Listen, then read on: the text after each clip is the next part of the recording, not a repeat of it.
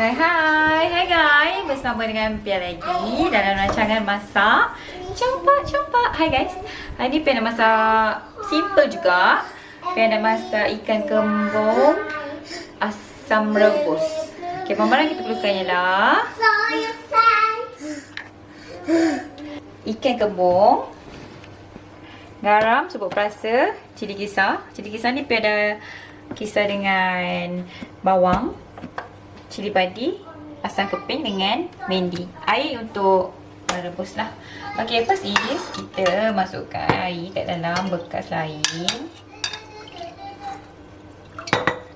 Kita masukkan cili kisar kita, kurang 1 sendok tu. So, kita gaul dia. Tujuan Pia buat macam ni supaya kita tapis cili-cili yang tak halus tu. So asam rebus kita dia clear. Okay. Akhirnya kita hidupkan api. Rumah ni kalau buka pintu memang dia macam kat laut. Kita tapis dia.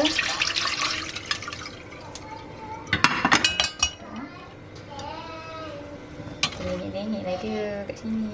Kena sikit.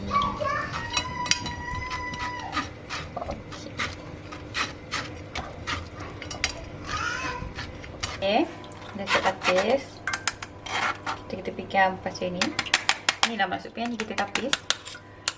So, masaknya senang je guys. Kita masukkan asam keping. Lepas ni kita masukkan dulu. Kita biarkan sampai dia mendidih. Guys, kita punya asam rebus ni dah mendidih. So kita masukkan sebut perasa dengan garam sikit, bagikan dia rasa dalam 2 sudu kecil sebut perasa, setengah sudu kecil garam. Oh mak kau. Terkejut akak. Okay, kita gaul dia.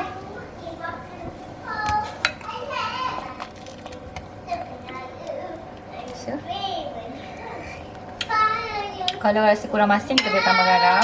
Okay, rasa okey. Masukkan ikan dengan apa? Kita punya daun sayur bendi ni. Kita biarkan ni sekejap. Kita tutup dia.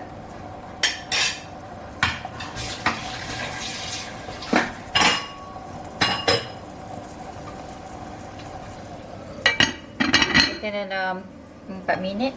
Lepas tu siap lah tuan. Okay guys, kita punya asam rebus dah mendidih. Kita tak payah makan lama sangat. Kita boleh matikan api dia. Okay guys, asam rebus kita dah siap. So korang jangan lupa subscribe.